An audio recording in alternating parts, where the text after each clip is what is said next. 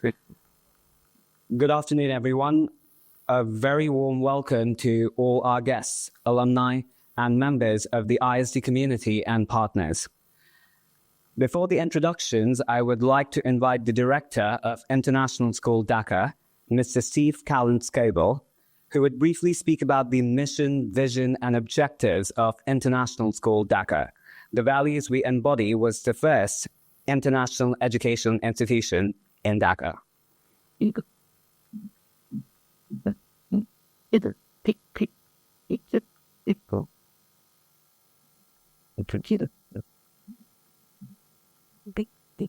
It's for me, but yeah.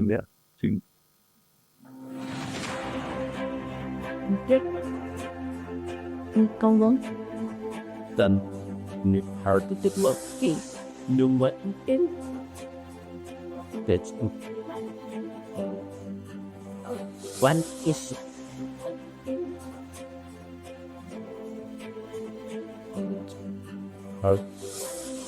nope. Okay. Well, let me just add to what Faresta said by welcoming everyone this afternoon. Thank you for joining us here at ISD. Thank you for taking the time. As if you are a visitor, parent, or a student, or an alumni, and of course, a very special welcome to our guests who will be speaking today at today's event. Significance, I think, about whichever stage you are in your journey through life. And I think we're all on a different path. What's interesting is that when you're in our school, we kind of all expect everybody to do the same in many ways, and that is to buy into our vision and mission as an international school. I think the vision of what we want to be and who we want our students to be is very compelling. So, as you know, we want to empower our students through innovative learning, and I just want to share a thought on that before we start today, because what do we mean by innovation? You know, when we talk about innovation, it just sounds like a buzzword, but really it is actually the way we actually work together, and that is to give everyone in our schools, teachers, our leadership, and our students, the opportunity to really have experiences outside the bounds of traditional education. And I think that's quite meaningful and very powerful. Because that will translate into a really unique pathway for all of our students in supporting them as they go to the next stage of their education. They'll learn about what's their passion and how to access the kind of route into higher education. They will really serve that, and as they get into adult life. And more than anything, we want our students to be successful. I mean, who doesn't want their students to be successful in a school? But you know, we know that that's within our grasp through the opportunities that we give. And you know, it's important not just to follow your passion, but to get fulfillment from that. So I think, you know, we want to enjoy life. Part of that is enjoying the work that we do, because it takes up so much of our time. It also has to have an international dimension as well. And that's because, you know, our students are going to go into a global marketplace. They're going to sometimes come across unfamiliar cultures. And we had a really wonderful experience this afternoon just here in our auditorium, where the students from grade 6 to grade 10 were able to kind of show their experience working on their Week Without Walls trip, where they engaged in different cultural activities and meeting different opportunities, you know, in other countries such as Thailand, Cambodia, and Malaysia and Indonesia. So an amazing opportunity for the young to engage in that. And, you know, we want to make sure that in doing so, you really have an ethical responsibility as part of being a global citizenship. And, you know, in a world that faces uncertainty, you may have noticed that recently, how do we turn all these challenges and inspire hope?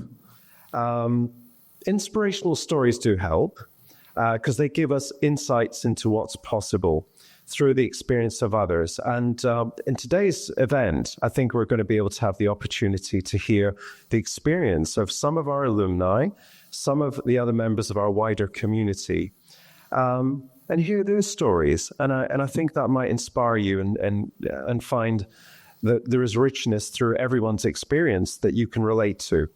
So thank you again for coming, and I'll pass you back to Faresta. And I'd like to thank him for all his efforts that have made today's event possible. So could we please give him a round of applause, just as an opening to recognize his innovation as we offer this event for the very first time. So I hope it's a great afternoon for you all and a very enjoyable occasion. So thank you again and welcome everybody.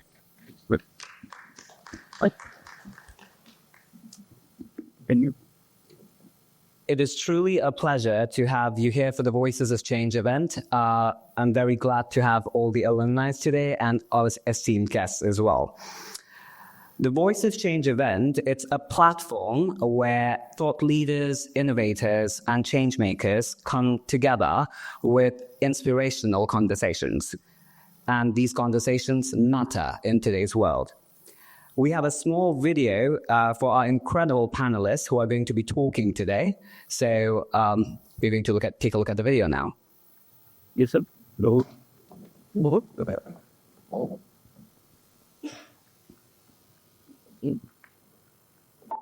As a mother, I know the instinct to nurture, to protect, and to provide. But what if, despite all your love, you couldn't give your child from my hometown Bangladesh to every corner of the world? I am committed to this cause, Zero Hunger. Together, we can make Zero Hunger a reality. Every step, no matter how small, brings us closer. So essentially, what I thought is I pretty much about NVIDIA and moved to Dhaka. We started a company here to start our students as research, thinking about how we can solve problems that are unique to Bangladesh and countries like Bangladesh, and how we can sort of prepare a job within Bangladesh that can build the next generation of technologies right here at Dhaka. Yes, it was very much as you all know, the weddings are very overwhelming, and especially for the brides, then have to prepare themselves and also look good while they're stressed out and really exhausted. So I was the same. I was like embarrassed. I didn't know like what to do. How should I like calm myself down or be prepared for everything, because I was very young, married, unmarried. But it was fun, I guess. Now when I look back at it. Troyer, the actor movie has said, Brad Pitt, he acted as a Greek god over there. And the Greek god physique is something I believe in. It means having the functional body with perfect muscle and strength, and the strong, lean, toned physique that enables you to use your body in every area of your life. Hi, I'm Salsabina, owner of a boutique makeover studio, Salsabina's Makeup Artistry. I started my journey as a makeup artist because beauty and creativity have always inspired me. Today, I run my own boutique makeover studio where I get to meet incredible women and help them feel and look their best. For me, makeup is not just a service, it's a form of connection and boundaries. Thank you.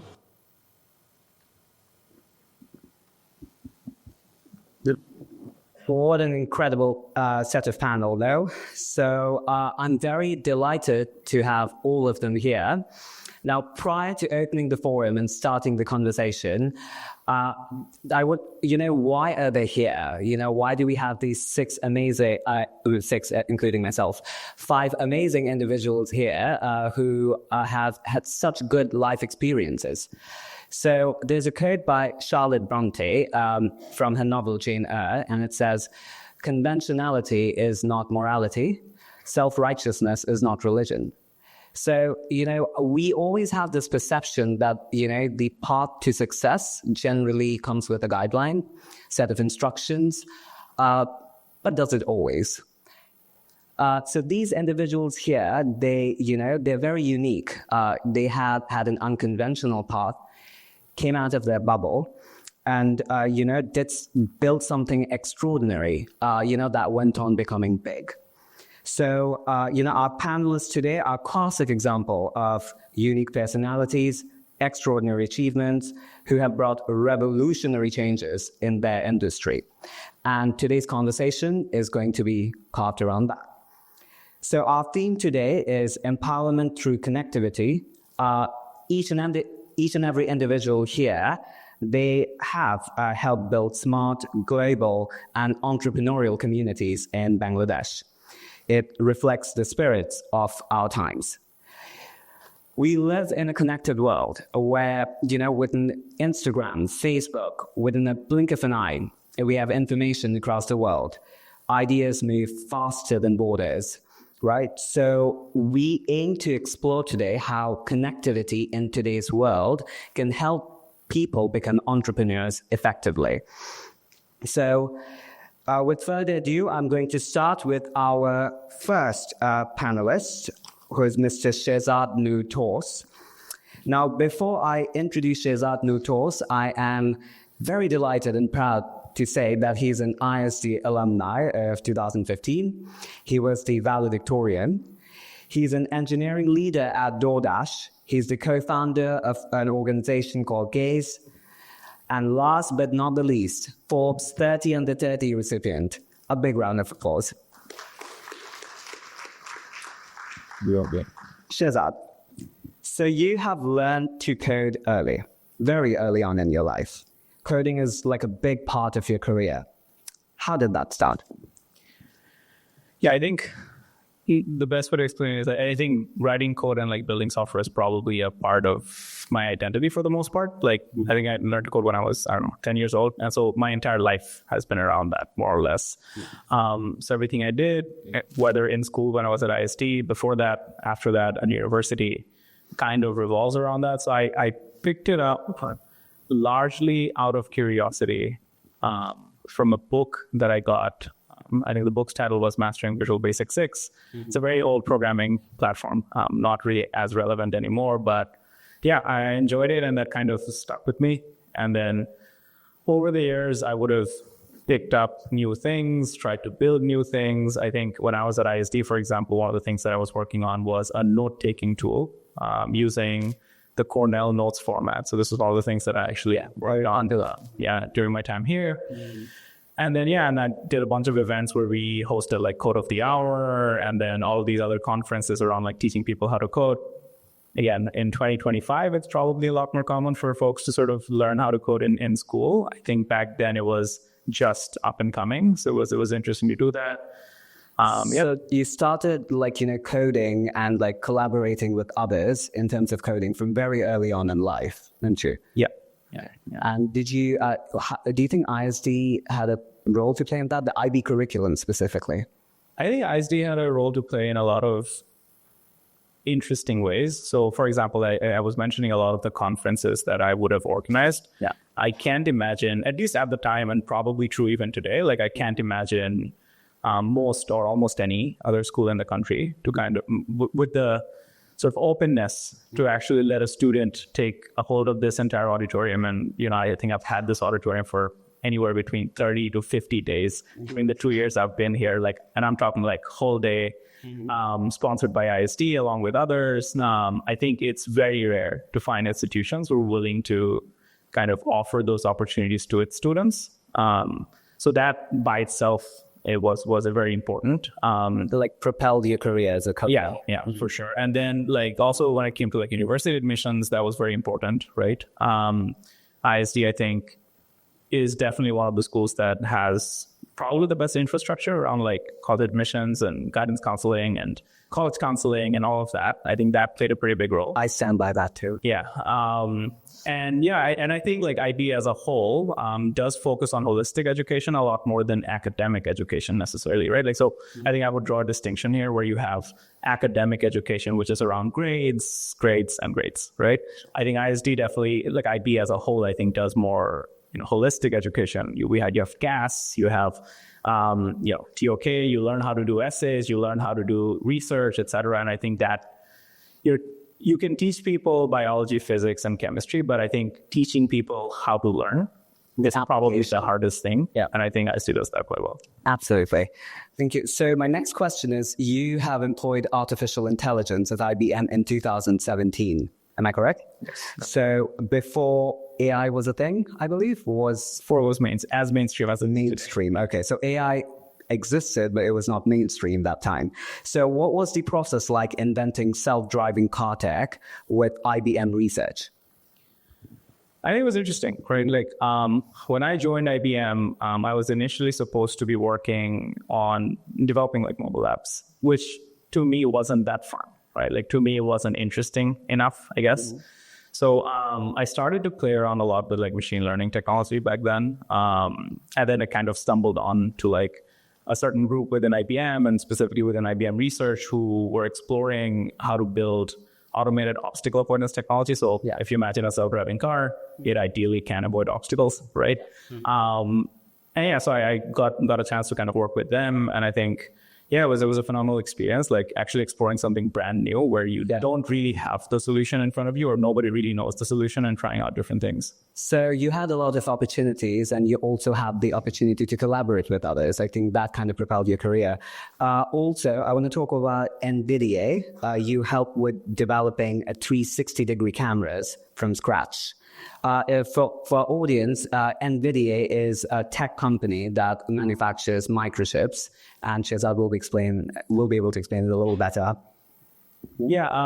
I work with them on specifically building AI software around AI cities. So this is around, the example that you shared is around like in parking garages, especially large scale parking garages. Like if you've visited to like sort of parking lots of shopping malls, you'll often see like sensors that detect like whether or not a parking spot is occupied or not. Okay. How do you do that at scale where you might not have those sensors? The easy answer is cameras. Most lots have cameras regardless of whether they have the sensors or not. So one of the projects that we worked on was, can you detect vehicles and whether or not a spot is occupied based on 360 cameras? So that was one project. But alongside that, we worked on a bunch of different things. The team that I was a part of, it's called NVIDIA Metropolis or NVIDIA AI City. So it's essentially the idea of like, how do you use existing hardware and AI technology to kind of enable the future of cities? Long story short, that's kind of how it worked. Yeah. I have a question. So do you have like, kind of a personal motivating factor behind that? Like, or was it like, okay, an opportunity came forward and I took it and then went on with it? Or was it like, no, this is the kind of change I want to make? Was it like that? I think it was more opportunistic for sure. Like chronologically, I was at IBM right before that. And I was working on like self-driving cars, which makes sense. And then kind of AI cities are almost like the obvious kind of peer area, if you will, right? So I went into NVIDIA to work on like computer vision research essentially. And this was, there were a bunch of applications that I got to work on. This was one of them. And this was definitely very interesting. It wasn't necessarily that, I was trying to go into a specific vertical per se. It was much more opportunistic for sure. Well, or more like life happened. Yes. Yeah? Yes. Okay. So, Amazon, we all order from Amazon, am I correct? So, how did your Amazon career happen? And, based on our conversation earlier, the IB curriculum had some kind of role to play in it. How? Yeah, I think I'll go back to sort of this idea of like holistic education, which is very important, right? Like, especially as someone who's built a career in tech, right? As an engineer, you kind of grow in from like, let's say you're an entry-level engineer at a company, right? And over time, you grow into becoming sort of an engineering leader, potentially an executive, and then so on and so forth, right? I think the biggest difference, right? Like, especially at all of these like really big tech companies, like NVIDIA obviously is the largest company in the world today, Microsoft, Google, Amazon, whatever, right? I think the bar for technical talent is quite high. So like everyone there is a good engineer, right? TLDR, right? Everyone there is really strong technically, right? The differentiating factor in terms of as you grow your career is who can kind of stand out as more of a leader, which again is not just a function of technical education, right? It's not just a function of like academics or like how well you understand algorithms or whatever. Like it becomes much more so a function of like leadership, right? Are you able to convince people of what you think is right? And innovation too. Yeah, exactly. Yeah. So I think like that, I think IB in general kind of promotes that. And I've had obviously early exposure to that. That definitely plays a role in like, not just like career at that point, but also when you're in university and what kind of things you explore. Growing up in Bangladesh, I think generally speaking, we're kind of taught to focus a lot on grades. Yes, that's true. But that's where IB curriculum is a little different. Exactly. So I think IB definitely teaches you a bit differently, which is nice. So, the next question I have for you, which a lot of people have asked me to ask you, how does it feel to be on Forbes 30 under 30? The feeling, not the technicality. I respect. So a lot of my friends were on it before I was on it, and a lot of my friends got on it after I was on it. I think like it's nice to have something maybe aspirational, if you will. Like at some point you're kind of working, and obviously if you're working on something, you want to get recognized, and that's nice. Mm-hmm. I don't know that like it changes much. So I think that's probably one of the differences. It's like, before I had it, it was probably something that was aspirational. Mm-hmm. Once it was there, it was a nice recognition, but it doesn't change anything in terms of like what I wanted to do or what I am doing or what I will be doing in the future. So I think like not just this, any awards or sort of, these are basically a bunch of people saying you're great, right? Yeah. That's what it is. But then a lot of young people would want to know that, to work at places like, Amazon, Microsoft, it's, everybody has good grades at the moment. It's a norm. Everybody has good grades. Everybody has CAS. Everybody has like, a lot of certificates backing up their application. But, you have that something unique, I believe, which helped you get into all these organizations, right? So what do you think? I know it's very difficult to say things about oneself, but then what was that one thing? I think the biggest thing would be a head start, right? A head start. I learned to code when I was 10 years old. I had easily a 15-year head start over anybody else studying computer science, right? And that obviously has its own kind of impact, right? Like that along with sort of my educational journey as well. I studied here, I went to UBC. I think all of that kind of came together, if you will. Mm-hmm. But I think that at least for me, like my opinion is like the head start played a bigger factor than anything else. So if you're someone who learns something and gets really good at it very early on in your life, that head start is hard to beat like over time because it only compounds over time, right? So like having the head start and like moving forward, like it's so like if it's sort of like my profession has been computer science, so like I started learning it but way back when, right? Whereas most people, I wasn't there, and most people would have been exposed to it a lot later in life. So I think if you think of the pool of people, right, having that head start helps. Sure. And my last question to you is DoorDash, which is we were debating about this $130 billion company. 100, I think, but 100, not 130. Yes, so functioning as a leading engineer, how do you employ innovation in maximizing productivity? Because it's easy to become an engineer. We have engineers, engineering is a good field, but it's all over. But then what is that USP that somebody needs, like to maximize their productivity as engineers, like to function as engineers? Yeah, I think generally speaking, right, being like, I think engineering, especially when it comes to like software, is one of those fields that changes very rapidly, very fast. Like every day there's a new thing, there's a new ChatGPT model, there's a new API that's being launched, et cetera, et cetera. I think like staying on top of things is probably extremely important. So whether it's myself or anyone who works within sort of my teams or any other teams within DoorDash or even Amazon or any of these big tech companies, I think staying up to date with what's out there in the world of technology, I think is extremely important. That's probably one of the big ones. Secondly, I think is, it's not necessarily unique to DoorDash, but like I think generally speaking, if you want to be good at something, if you want to be world class at something, you have to practice it with people who are world class at it. The usual analogy I like to use is Cristiano Ronaldo wouldn't be who he is if he played football in almost any other place but Europe, right?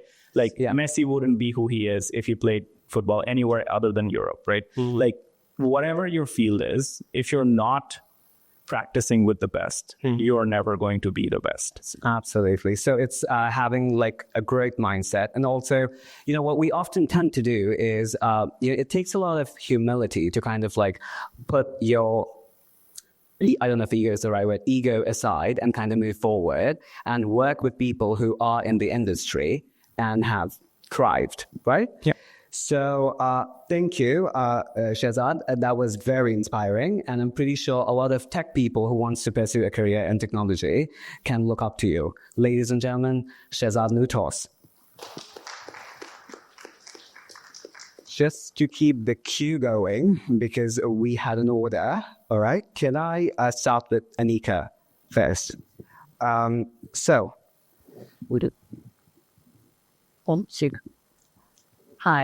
Let me begin with our guest, Miss Aniqa Alam. She is an ISD alumni as well.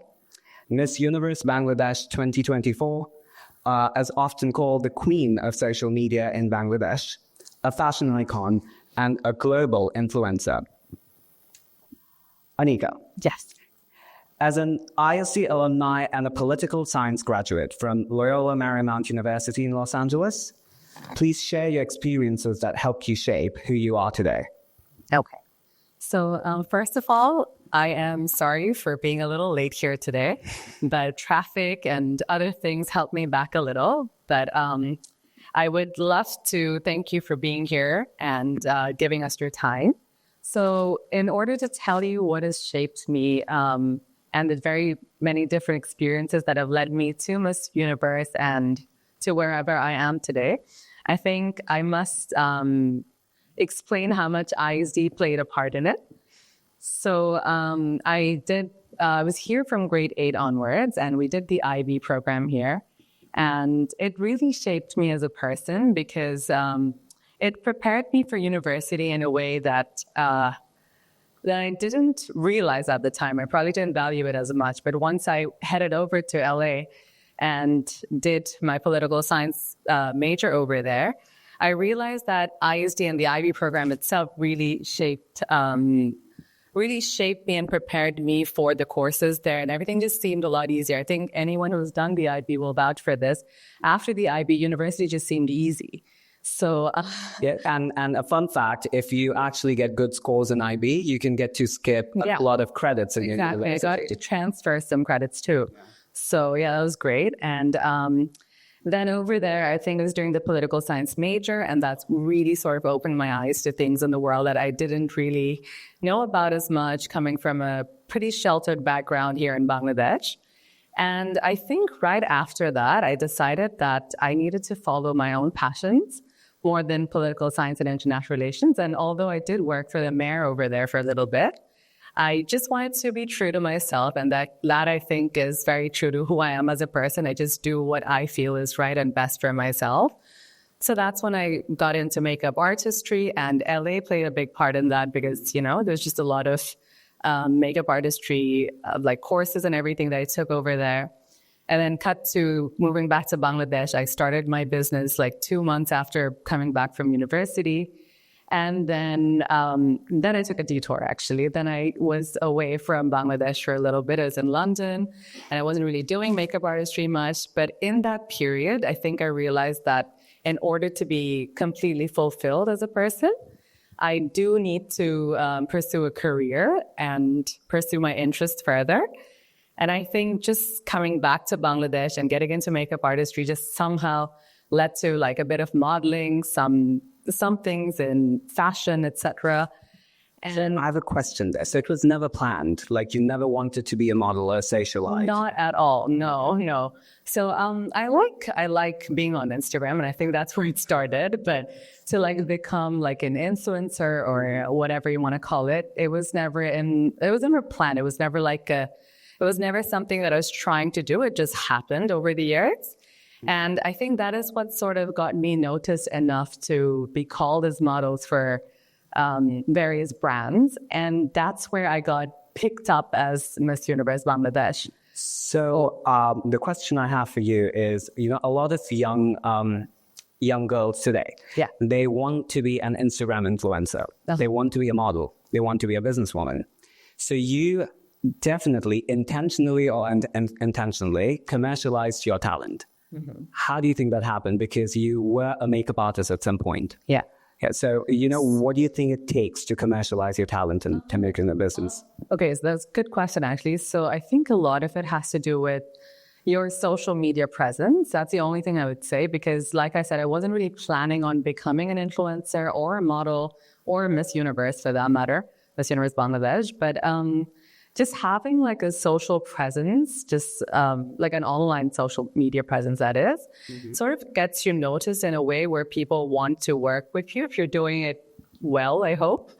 And that's sort of what led a lot of designers to approach me, to model for them.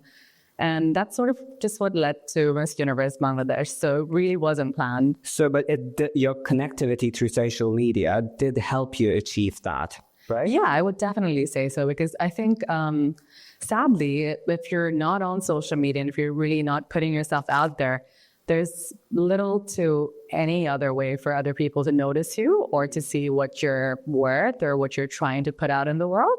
So yeah, social media definitely plays a huge part in what I have done. Putting yourself out there without fear. Like, that's what we are kind of encouraging. That there are a lot of people right now who are not very confident in putting themselves out there. But, Aniqa's story is, it's a success story because of that, because she put herself out there in the social media.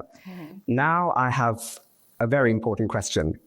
You have a picture-perfect life, a political science graduate, a celebrated Dhaka socialite, an undisputedly smart businesswoman, and a mother and a global icon. Do you have low moments? And did you have downs in your life? And how did you deal with that? Yeah, I actually do have very many low moments, and it's not something that I can say was like, oh, it was from this year to this year. It's more like something you sort of go through every day. Like in your daily life, you will go through highs and lows, and just like anyone else, I do too. But career-wise, if you say, so I've always wanted to see myself in a way that there's no end to what I can achieve or what I want to achieve. So I've never put like a goal for me, like that's it. I get there and I'm done. So when you are someone like that who wants to achieve a lot, but like doesn't really have a sort of path that's leading there, and you're sort of just making your own path in life. So you don't know where to go. And that's why I think for almost 2 years when I was, or 2.5 years when I was living in London, I actually wasn't doing much at all career-wise other than social media or influencing. So I would say career-wise, that felt like a low. But also that time off made me realize that once I do come back to Bangladesh and I feel like myself again, I have to focus on a career, because that is something that gives me a lot of pleasure. So, ladies and gentlemen, I think what we can pick from there is Aniqa had a growth mindset. She never wanted to stop. So even when she had low moments, she kept on pushing and going forward. Yeah, do you think that's the thing we're taking? Yeah. So, I mean, that was my question really. But then a lot of people have asked me to ask you this question. What's Aniqa's secret ingredient to be the icon she is? I don't know if there's a secret ingredient, but I will say that I genuinely believe in just being very authentic. That's something I've always tried to be. And I don't like the idea of following anyone's life, fashion, style, or path. So I just want to make my own path in life. And I think being authentic is what makes you stand out. So if there is something, if there is a secret ingredient, it would be just being truly who you are. So being true to yourself was very important. So my next question is, how was it like representing Bangladesh on a global platform, Miss Universe, to battle it out there amongst, how many girls were there? 131. 131, Yeah. Lord. So you battled it out there. So how was it? How was the experience? It was incredible. Like, I think it was probably the most exciting thing I've done in my life. And I don't know if there will ever be something like that I can do again. So I'm very happy that I got to do something like that. And I do carry that with pride, like to be able to represent my country on an international platform the way I did, or just being able to do it. Actually, it gives me a great sense of pride to have been able to do that. And it wasn't easy because I feel like most people don't know this yet, but I only had literally 2 weeks to do everything. 2 weeks to prepare for Miss Universe, guys, and not a piece of cake.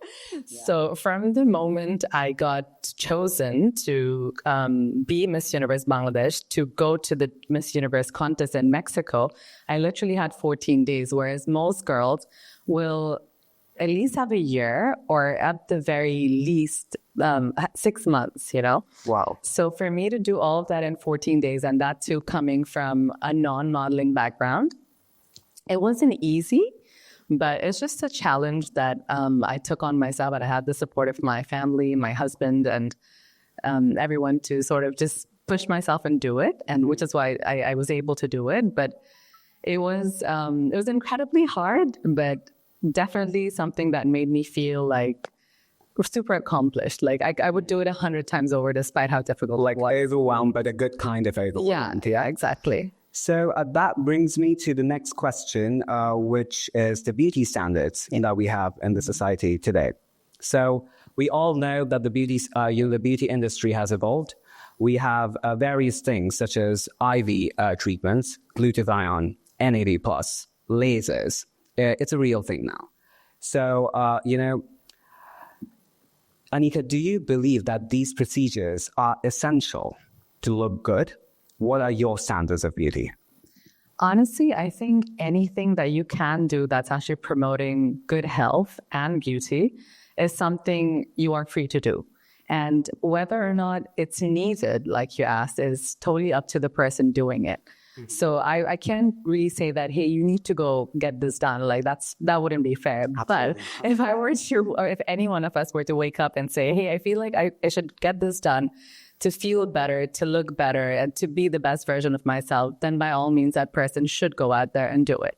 Mm-hmm. So yeah, I'm all for all these modern procedures. I feel like with time, there's so much progress in so many things. So why shouldn't that be the case in beauty also? So NAD and glutathione for health. Yeah. Not to change, and beauty, yes, but not to completely change the appearance. Do you think that would be the message? I don't think NAD and glutathione does change your appearance. Oh, that's the prevention. And actually just internal. So yeah, for sure, I would encourage both of those things if anyone were wanting to do it. So your standard of beauty is health, like, these procedures for health. And I think that has a lot to do with your mental health too. So if there's something that makes you feel good about yourself, do it.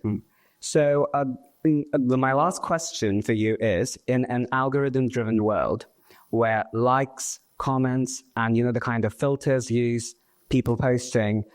So, your posts are basically one of the most liked, the most referenced and shared. Do you think people's self-worth relies on the amount of likes and the kind of comments they get?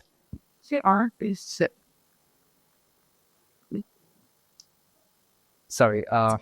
Yeah, it's working again. Okay. So to be honest, it shouldn't. But I feel like we live in a kind of society where social media plays a huge role in how you are seen, how you are perceived in the society. And often it can lead to sort of your self-worth for yourself. And I again, don't think that it should, but whether or not it does, I feel like it does. Like, I think sometimes, even as influencers, you work on a post and you feel like, oh, this should do really well. These pictures are amazing and have put in so much effort. And somehow that might not be the post that does too well on social media. And then sometimes you can just post like this random little thing that you did and thought nobody would really care about. And that gets all the love and attention. And you're like, what is this? Like, what is the algorithm? What are people wanting from me right now? And that sort of makes you question what you want to put out there. Mm-hmm. But again, I don't think it should make you question your own value, because it's social media. It just depends on what the algorithm is doing. So yeah. So, and even in an algorithm-driven world, you can't really put your self-worth on, the likes and the comments and everything you get. You have to look yourself in the mirror and just go like, should I be promoting that brand? I'm worth it. So it's like that. Thank you, Aniqa. You're an icon and an inspiration, and thank you for being with us today. Ladies and gentlemen, Aniqa Alam. Thank you. Our third guest, who I'm going to talk to, needs no introduction. Ms. Nahila Hedayet, a globally renowned makeup guru, one of the smartest women entrepreneurs of South Asia, and owner of 3-day salon chain. Ms. Nahila, the first question that I want to ask you, you moved from Pakistan to Bangladesh. Yes. Right? And after getting married, happily raising kids. So generally us, when we come back from London or something, we get a culture shock in 6 months. Yeah. But then you moved countries. Yeah. And instead of getting a culture shock and struggling to adapt, you scoured a market opportunity. And how did that happen? How did the whole 3-day ideation happen? So when you talk about the cultural shock, it was never there because we were always coming here. Okay. Because my grandparents used to live here. Nice. And when you see the cultural difference between Pakistan and Bangladesh, it's not that much, yeah. So as I got married in the family, so I was with the people around me and everything, but I was like a young adult, right? I was like, so. A very young mother. Yes, and a very young mother. So I was very ambitious. So I was studying, and then the thing I was like challenging myself. I was thinking like how I'm gonna, move on in my life with the kids, and when my friends are having like fun, they're in the unis, and then Pushing yourself. yes. So my husband was the one who also helped me push myself. Like he said, you should do something more for yourself, and then you know how much energetic we are when we are young. So I just used all the energy to put in my career as well. Channel your energy in the right way. So also you earned a cosmetology degree from a Cosmoprof Singapore. So, do you believe it's important to get formal training before you venture on your entrepreneurial initiatives? That's why. Yes, because when I was planning to start my business, I didn't know anything about it. My mom was a beautician before, and she did everything. Like she did all her cosmetologist courses and everything. So she was the one who told me that if you want to start your own business, you should know what's going on in it because you are going to start it. You must, educate yourself before educating anybody else, right? So that's what I did. I educate myself first so I can train whatever the team is going to work with me. So as I was trying to have like a international standard for beauty services and stuff, so obviously I had to train myself first because I was very new in this field. Before I wanted to be like a computer engineer, like I was in computer science in school. Okay. But everything changed. Like Allah has a plan. I think this was better for me now. Absolutely, yeah. Manifestation. Before, I was like a computer enthusiastic, but then I got married, had kids, and then I just shifted my whole thing to this beauty industry. But then you still were pursuing a bachelor's degree in business. Yes, I was. Yeah. And then you took formal training at Cosmoprof. Yes. But then, what's interesting about Nahila is, she developed a business at a time when there was no social media. Right? Like, how did that happen? So when we started Freeway, I think Facebook just initially got out like in Bangladesh, but it was just for friends, like sharing your pictures and stuff like that. But for marketing, it was not mainstream as it is now. I think it was not even there. Marketing and brand was not there. So for us, it was very challenging. I was also studying marketing in like my field. So when it comes to beauty industry, you have to show your work, right? So the audience were very small. So how are we going to grow our business? So it was mostly word of mouth, So we decided to give such good services to our clients that they will go back home, they will recommend to their friends, their families. So it was challenging, trust me. So really challenging. Kind of getting that authentic review from your clients, Yes, and then building that client base. Yes, within the whole Dhaka community, was it? So initially we started in a very small place, like 2,500 square feet, for 1 year. Really? Yeah. Oh wow. Okay. After 1 year, we shifted to 7,500 square feet. It's just like that's amazing. Huge, yeah. So so could you tell us specifically about the marketing strategy? So word of mouth is one. Yeah. So besides word of mouth, was there anything else that you employed in the time where social media wasn't a thing? Yeah. So we also decided to do some, social gatherings at the salons. Like we were inviting socialites. We were having this some spa day party like stuff. Very not Dhaka thing. Yeah. So nowadays I see that people are doing it now, but back in those days, we used to do that. So all our friends, we invite our clients and potential clients. They used to come and then mingle with us and then try our services. That was also one way. And then we used billboards. Like we see that the companies are using billboards for products. So we started to do it for our salon as well. We call it the billboard era. Yeah. Like, so, marketing during the billboard era, that's fun. And so word of mouth, the billboard era, the conventional way of marketing, it still works.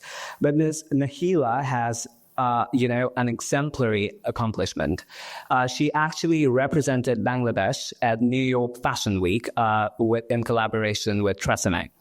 So how was that experience? Like, going into a professional setup and...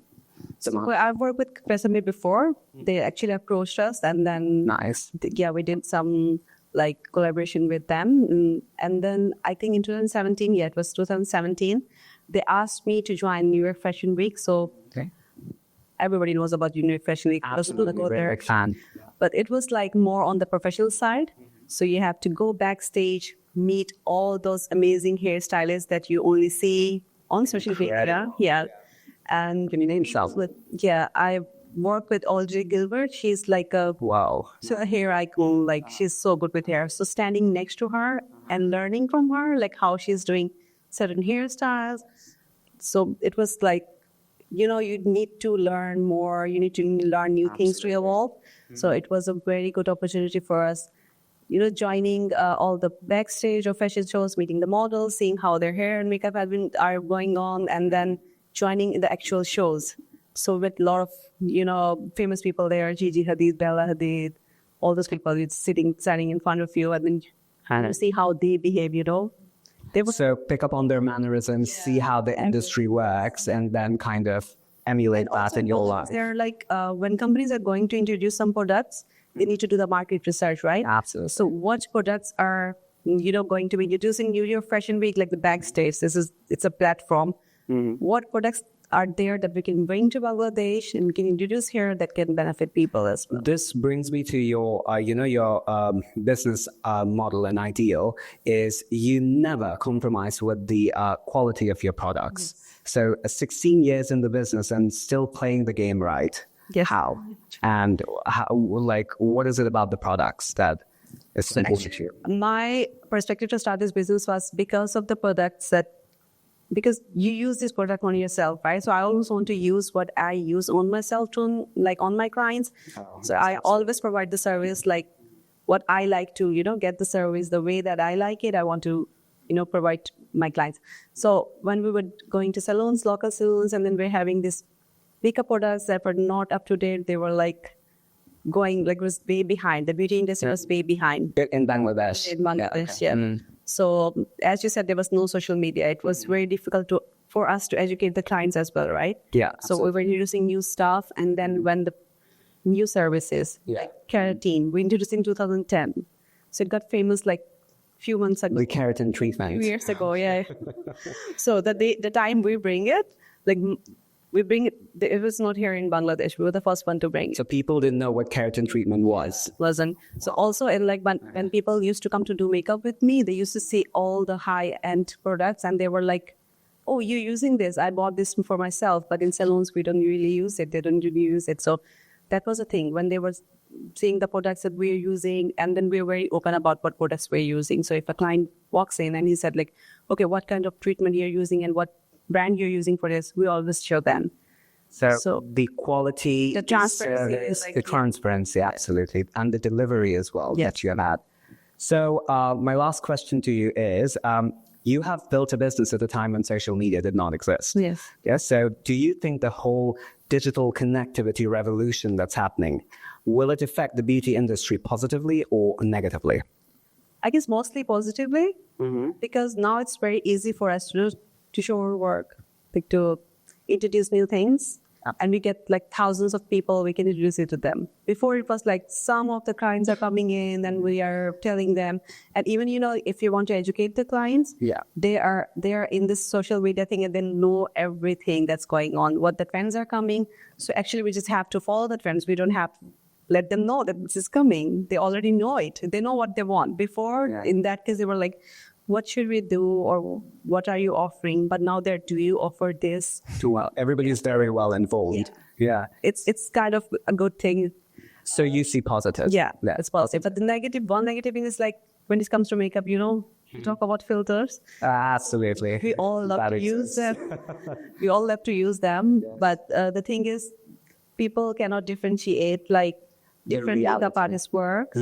Yeah, so that's the thing. Like they ask you, like, have you used filter in this picture? And then obviously we're doing to just we tell them like we did it or did not, we edited it or not.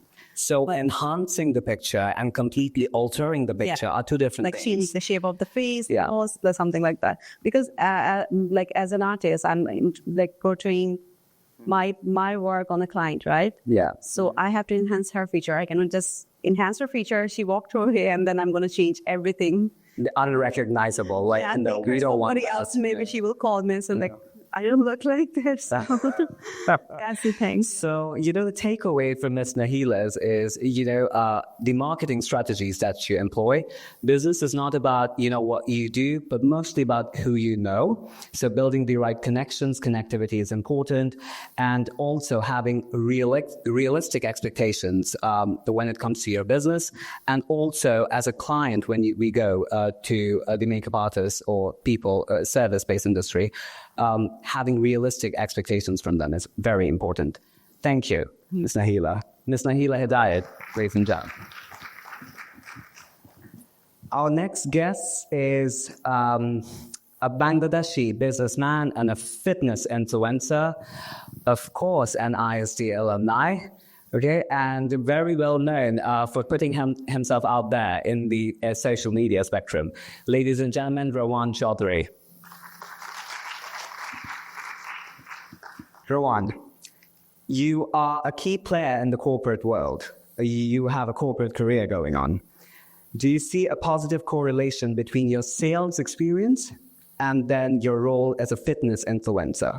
Both. Is there a positive correlation?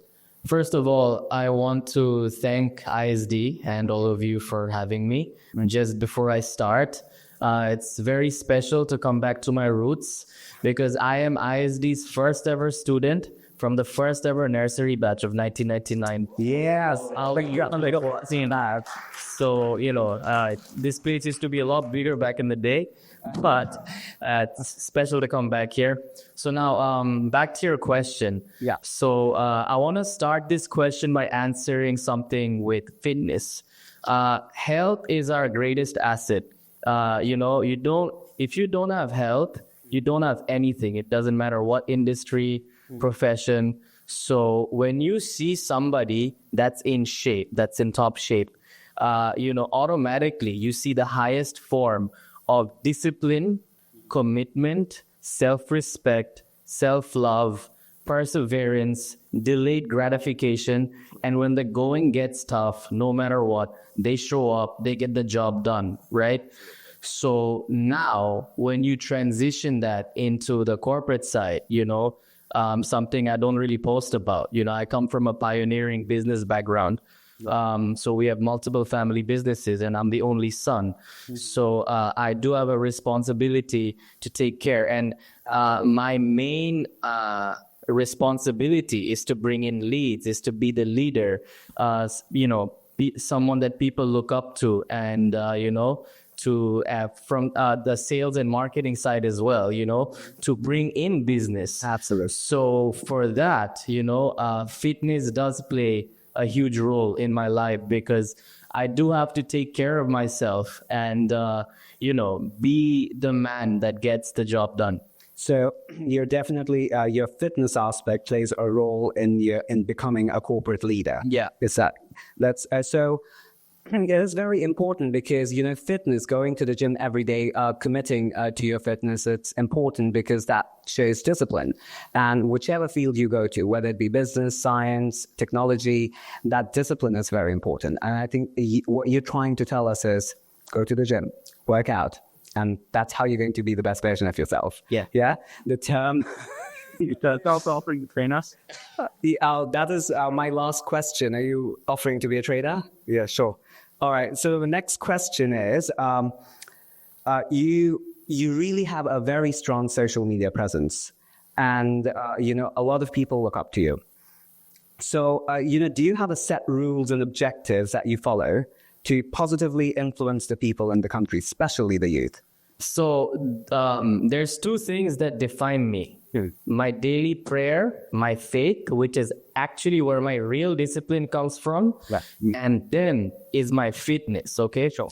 So let me talk about my life, what my daily life looks like, because I believe in routine and structure. That's how I function. So every single day I do the hardest thing, which is remove the hardest, the heaviest weight that I lift off is my blanket, not the weights. So at 4 a.m. I wake up every single day to pray tahajjud, my connection with Allah subhanahu wa ta'ala. And then I walk every single day to the masjid to pray Fajr in congregation, that's my first win of the day, my spiritual win. Then is for my mental clarity.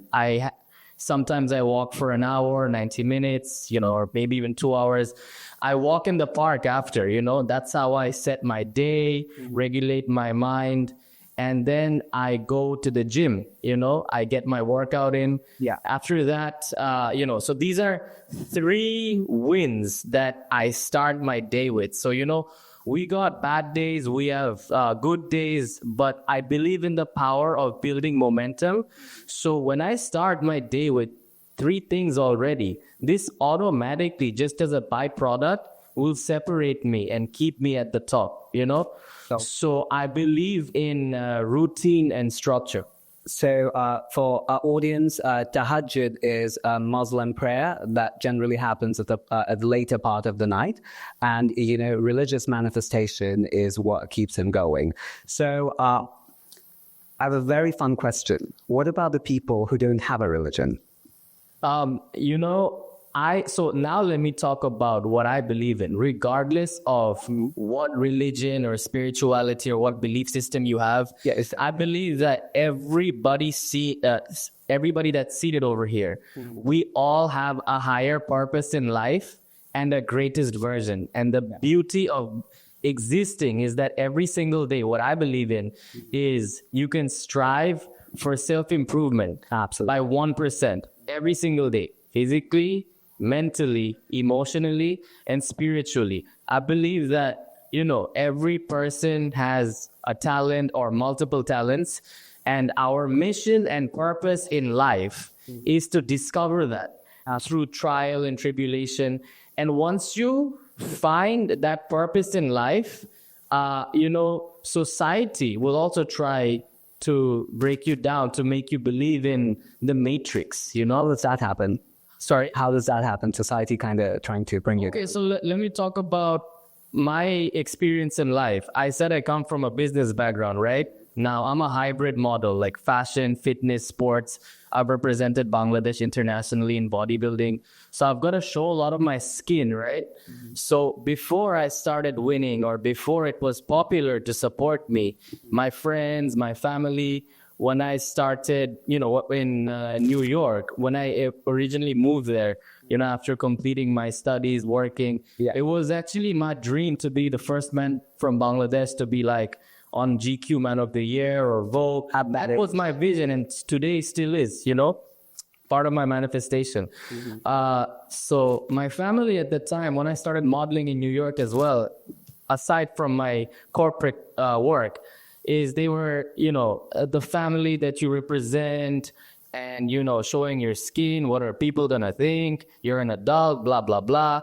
But then it was not until I started winning and not until I actually started bringing in business and adding value to the family business through what I do. And then my parents were like, okay, he's actually onto something, so nobody cares until you win. It's kind of common for all of you. Yeah. Right? You took an unconventional path, and then until you won, nobody really acknowledges. And that sometimes happens in life. Like, you take the unconventional path and then people don't believe in you. But once you've made it big, people are just, I think that was big. So now, what is your unique approach in commercializing your fitness business? You have a family business going on, which is amazing, but then you have your fitness business, right? So how do you commercialize that? Let me talk about my humble Make money. Yeah. Let me talk about my humble beginnings. Yeah, I was always an athlete. I played football for ISD. I played football varsity for my university teams and stuff. But I was never really into fitness. Like if a doctor looked at my diet 10, 15 years ago, he'd think I would have a heart attack or something, you know, because all I did was eat fast food and play sports.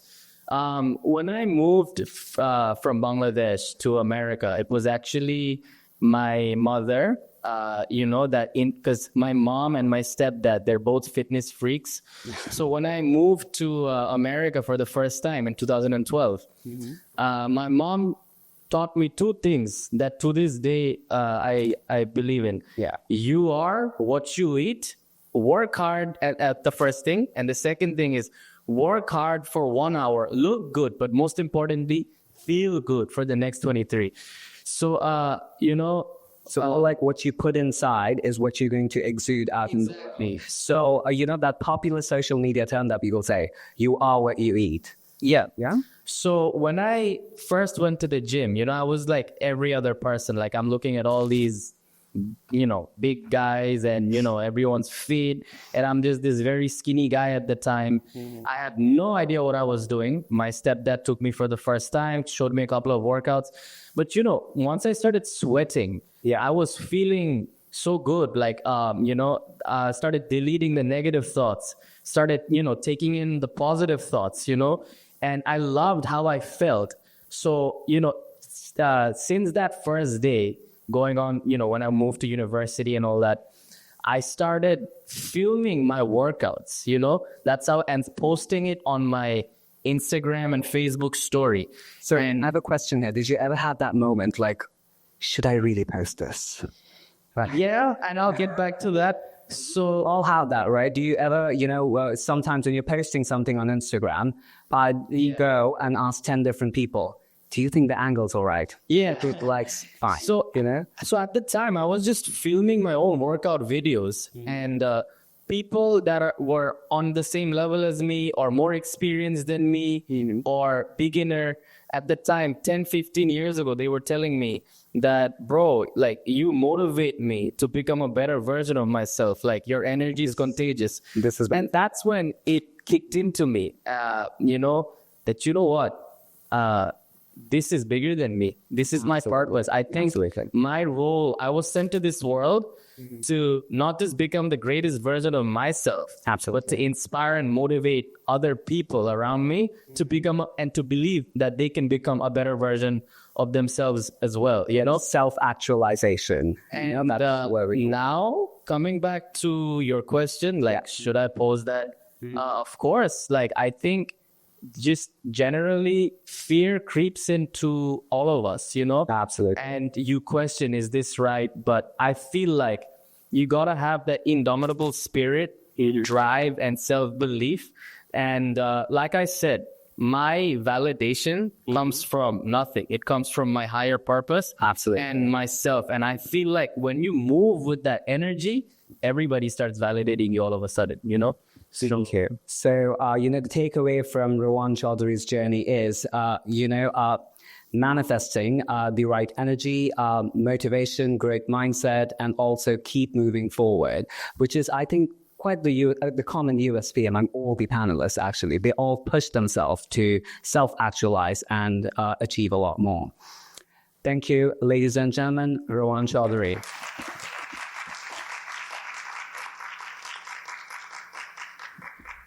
Our last guest is a very celebrated makeup artist, Miss Salsabina Shorna. She's very famous among the Bashandara community, a sharp economist turned entrepreneur. Salsabina, hi. Hi. What was your life like before you had a big break as a makeup artist? And tell us about your transition from an economist to an entrepreneur. Hello, everyone. I do have an undergraduate program in economics and master's in development studies. I also taught the subject economics in reputed schools, but my business has got no relation with my academics. Sorry. That happens. Yes. Yeah. So I started my business totally out of my passion. Yes. So despite me being a full-time mom of my son who came here for watching me. I am someone who highly prioritizes my family. And I always knew that there was a part of me that needed its own space, which is my creativity. Yeah. So yeah, makeup has always lived within me. I've always wanted to do makeup on others. It's where I feel true, mostly myself, where I thrive, and where my passion naturally flows. So I have a question. So how important is the digital medium like Instagram or Facebook in your business? And does it have any role in operations? Definitely. Digital connectivity has completely transformed how I work as a makeup artist and introducing the idea of boutique makeover studio. Through social media platforms, I started showcasing my skill through stills, reels, and most importantly, I have engaged with my clients personally. So that's how I have built trust with my clients and reached my target audience. And collaborations has also became very easier and more impactful. I can easily partner up with photographers and influencers and other creatives, and together it allows us to make new trends. And that's kind of interesting because, you know, as a makeup artist, one would ideate that it's just her in the makeup room and doing makeup, but you get to collaborate with photographers. That's right. And is there anything else? Any other people, creative medium that you... Photographers, influencers, and hair experts.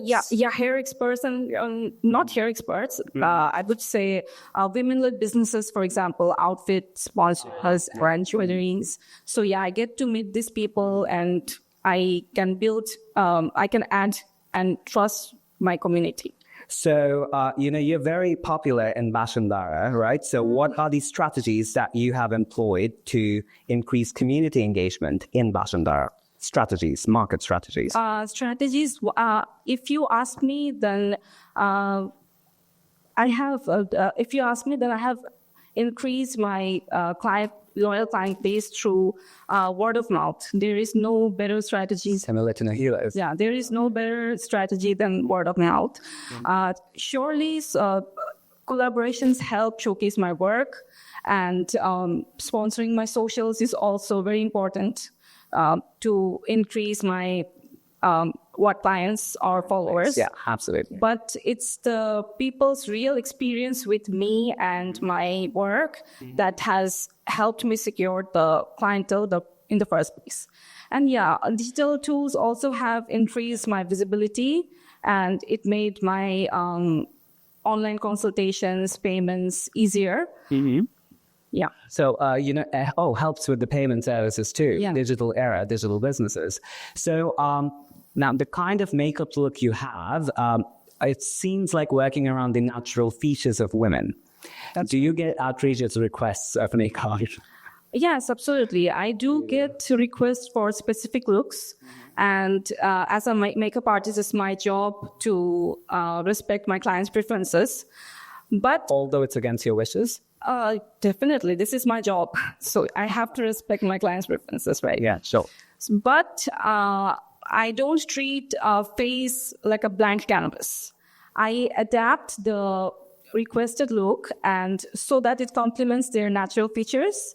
In this way, they still get the desired look they want, but it truly suits them too. So based on our previous conversation, you kind of told me that what's really important for you is to get to know your clients personally a little better before you work with them. Yes. Do you think that kind of gets your business going? Definitely. This is one of the top priorities we are talking about here. Yeah. We have to talk to them to know about their preferences, whatever look they want. And that's how I have to work accordingly. So, this is where, ladies and gentlemen, that phrase comes in. The customer is always right. Right? Isn't that, True. Rawan can echo that. That's how it works. Yes. So, Salsabina, would you like to share some major challenges that you face in your work? Just like any boutique makeover studio, makeup artist, just like any boutique makeover artist, my biggest challenges are visibility, client reach and client trust. Through social media, I get to showcase my work, my skills, and show my brand directly to people. Yeah. And digital connectivity has also helped me support my business through off-season, during the off-season, through collaborations and consistent online presence. So, and online presence is very important. And like, For me, because I'm a very introverted person. I don't get to show my face so often. we have noticed you don't come in the limelight that much, but your work is incredible. I'm a very shy person, very conservative. So yeah, no. So, what advice would you give to the aspiring entrepreneurs on combining passion, creativity, and digital connectivity? Because everybody wants to be a makeup artist, a fitness icon, a tech entrepreneur. Everybody has ambitions right now. But then how is the creative medium so important? For young creatives, digital connectivity has completely transformed how they learn and build careers. In my journey, I have watched doing makeup. I have watched global artists doing makeup online, and I've also taken courses both online and offline. So that mix of global exposure and structured training helped me shape my skills into a very practical way. So you got training too? Like formal training. Of course, I have to build my confidence. So yeah. Oh, that helps. So similar to yours too. So one last question, which is very important. Do you think the digital revolution, as I asked Nahila, will it affect the beauty? I mean, yours is more creative industry. Would digital revolution affect it positively or negatively? I would say it will affect positively mostly because I think that the creatives of Bangladesh will be shaped more by digital first entrepreneurs. Because of social media, there are people who can do businesses online in their house. Very excellent. Yeah, and reach global audiences, and also can establish a career and learn something without any physical barriers. So yeah, and about 62% of the population that falls under the working population. Yeah. This actually takes away the burden of rising unemployment. So absolutely. So yeah, where we live in a time where unemployment is so common. So you think like this medium will actually help people get employed and employ more people for their businesses. Yeah, technology will make smart communities where entrepreneurs will collaborate with each other to share and learn, and that's how I think Bangladesh will be innovating. Will have a great deal of innovators. Will revolutionize. Will become the Bangladesh we all hoped for. Exactly. Right. So the key takeaway from Salsabina's journey is, she trained herself on the creative medium. She put herself out there and fearlessly pursued her ambition, despite being a sharp economist. Ladies and gentlemen, Salsabina Shorna.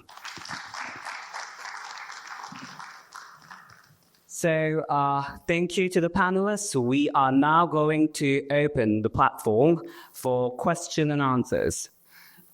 We will have our team member going around with a microphone. So if you have any questions for any of our panelists, you can raise the hand and we can let them answer. Yeah, right. So,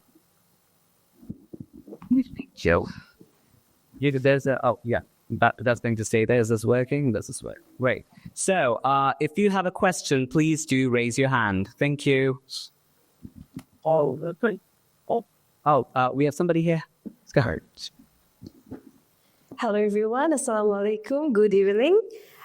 First of all, thank you so much for giving me the floor to just put a question in front of your beautiful guests who are very talented and also a known face of our industry in many sectors. My question to Nahila Apu is, your work is related to creative field, right? And also you have to run a business simultaneously.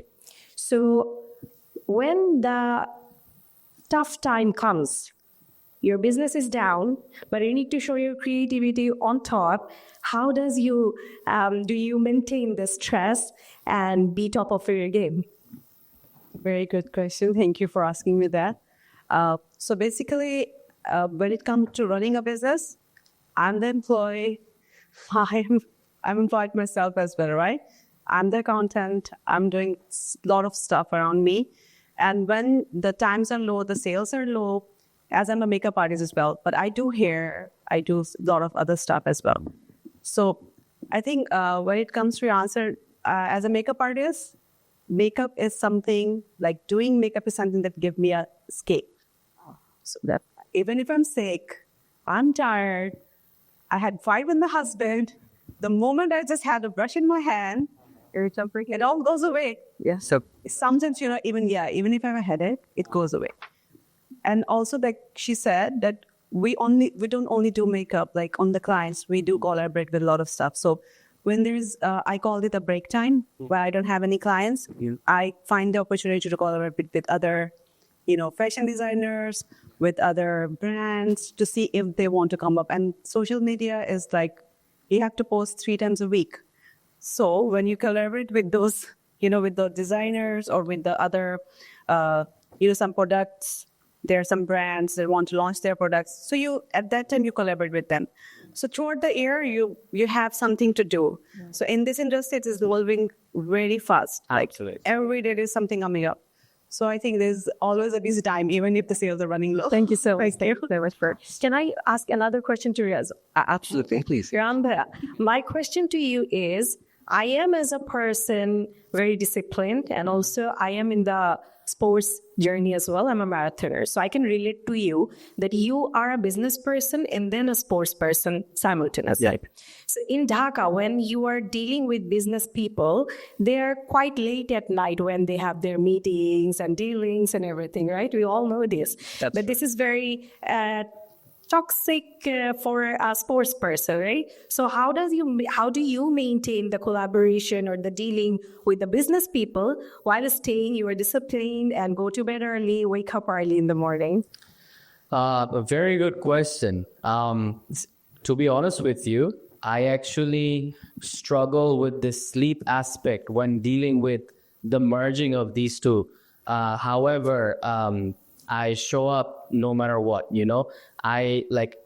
I live my life kind of like our ancestors did and what they thrived upon, years and years ago. The idea of fasting, not by choice because they had no food. They had to walk for thousands and thousands of miles to look for shelter. The hunting was, the working out, and then feasting, then having nature around you to calm your mind, the natural sunlight, which was the immunity. So, I still am an early riser, no matter what. My routine and structure is what keeps me in place. But of course, like when there's work late at night, sometimes there are special sacrifices, right? However, the one advice that I can give to everybody is to decrease or lower the amount of your screen time, because especially at night, this is something that each and every single one of us is victim to. We, work, whatever, like my laptop is my phone, basically, like 24/7. So whether it's work or personal, we're always scrolling, looking at social media, blah, blah, blah. So the screen time, what it does is, even if you're tired, you can't go to sleep, because it just, your brain, your body, it's still. So I would say, try to spend a little, use technology for the good things, the way it connects us. However, come back to yourself, and spend time away from the media, from technology as well, because I think that's what we thrived. Upon. So less technology and more workout, basically. Right. So let's just exchange this mic, if you don't mind. Do we have another question? Yeah, we have somebody there. We have some. Could we overall get 10? Sorry. Yeah. Yeah.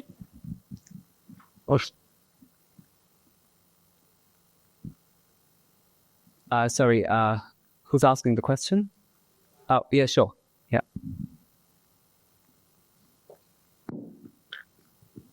Well, Well, I'm Dr. Ikers. Such a refreshing conversation for the audience. Thank you so much. Well, I have a question to Shehzad.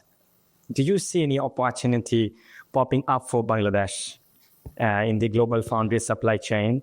We all know we are going through demographic dividend, and the global semiconductor industry is a $1 trillion industry. So what's your intake on it, being an industry insider? Can Bangladesh dedicate exclusive economic zones to elevate its economy? I think semiconductor chain. Thank you. Great question. Thank you. Yeah, it is a great question. I think there's probably a few different sectors here. I think geopolitically, we're in an interesting spot in the sense that we've obviously done a lot of, like, the US, I believe, is still our largest buyer in the world, right? So we've done a lot of business with the US. We've actually done a lot of business with China as well, right? So I think in a world where, like, the whole semiconductor market's kind of distributed between, like, the Chinese and the Americans and the Taiwanese on one side, I think there's definitely an interesting area where, like, if we were able to kind of set up the TSMCs of the world in a country like Bangladesh, I think that'd be awesome.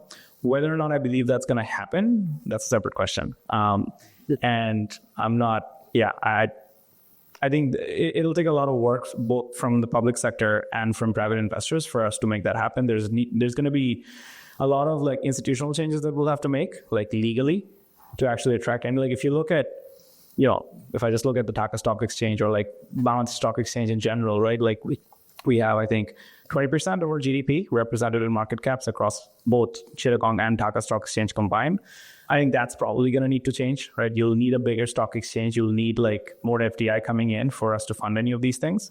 So I think that's probably a big sort of gap.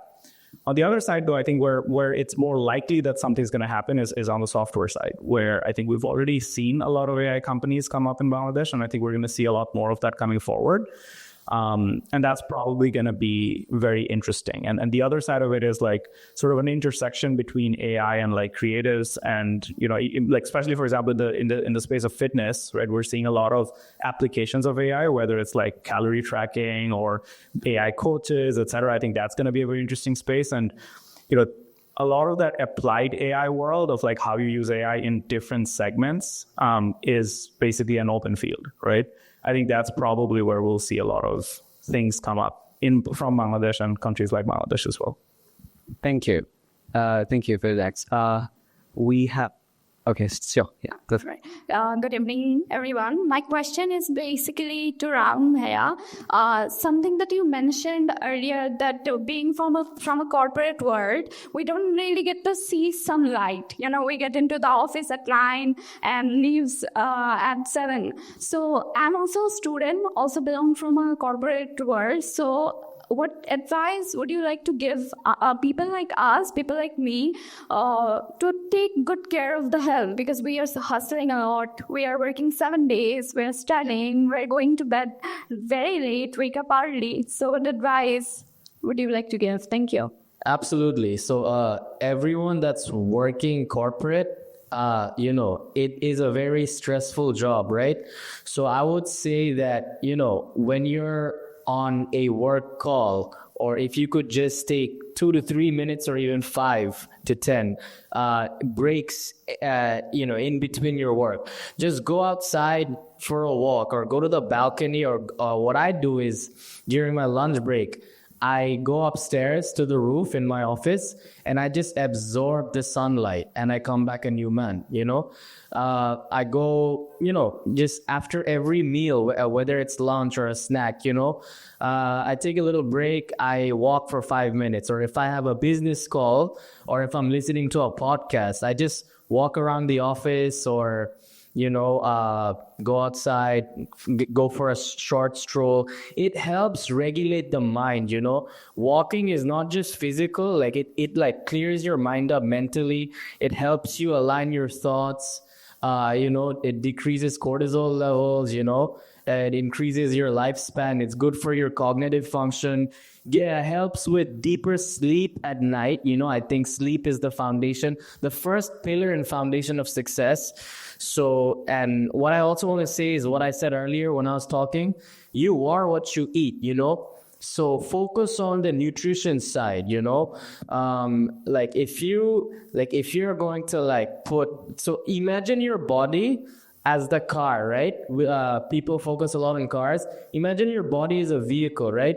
So if you have to go, let's say from Gulshan to Dhanmondi, you need to fuel it properly, right? So if you fuel it with trash, how is it going to go, right? So think of your body as your most important car. You need to fuel it with the right things, the right nutrition, and give it the right amount of rest. Really prioritize taking care of yourself, and your body will take care of you. Thank you. Thank you so much. We have somebody wanting to ask a question from that side, please. Waiting alertly. That side. We'll come back to you. Yeah, that's okay. Thank you.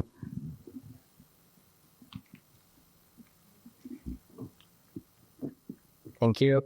So I have two questions for Ms. Aniqa. First of all, how was your experience at ISD? And my friends had a question. What is your makeup routine? Thank you. Well, thank you for the questions. So to begin with my experience at ISD, I don't know if I have the time to sum it all up, but I will say that it was really fun. I remember just having a lot of fun in school, and I remember all these things that we do that no teachers or anyone would find out about. So we had a secret life going on, and my friend was here, but I don't know where she just went, but we saw so many memories in ISD. So of course the academics and all, if I have to be correct, then I'll say that those were really good, and I'm really glad I got to do the IB here.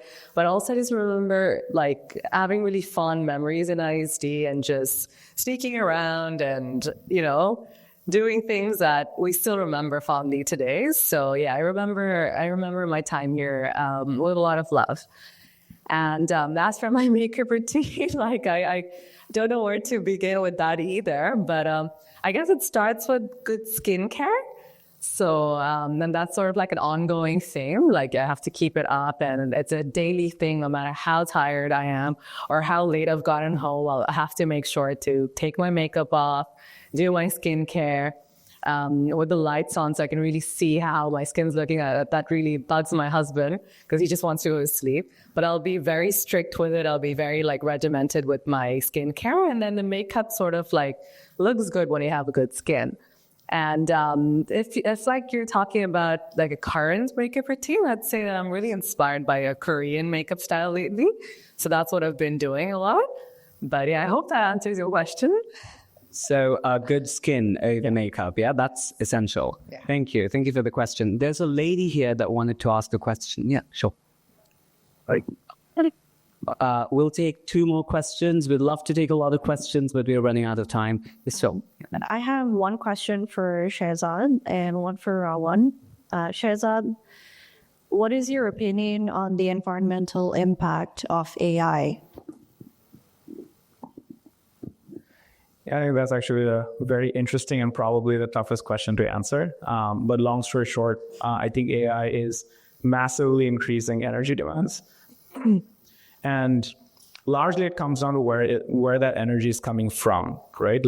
So I guess one is, where's that energy coming from? Two is as we have all these new AI data centers, are we trying to put it in places where you have maximal efficiency just from nature? So for example, if you put data centers in near the North Pole, for example, it's better because it's going to be colder with less energy.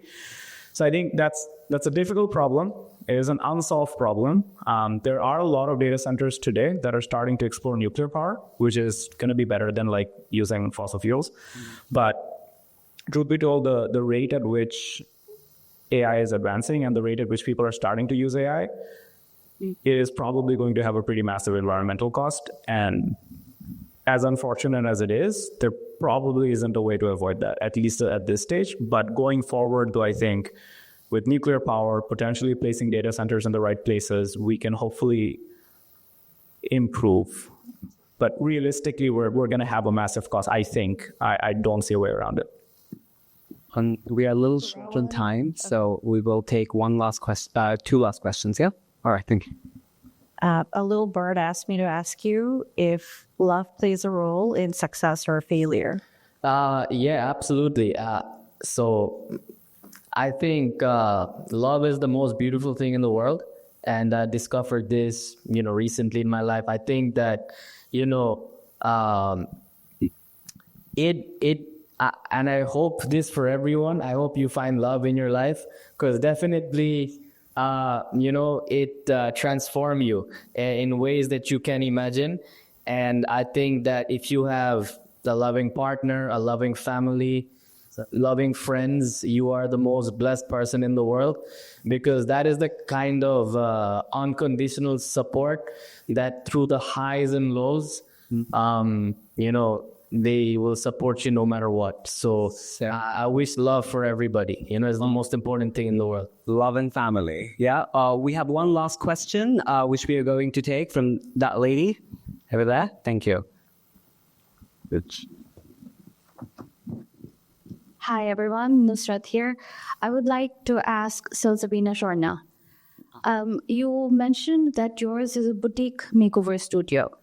So was it difficult to sort of decide on such a niche instead of going with the trend of having a salon, very decorative with all kinds of services? You sort of decided to have this boutique, and as far as my knowledge says, boutique makeover is going to be a one-on-one experience. So it's very niche. How did you come up with that idea of making a bigger impact with a smaller amount? Really good question. Okay, wow. When I started my business, my goal was it was very specific.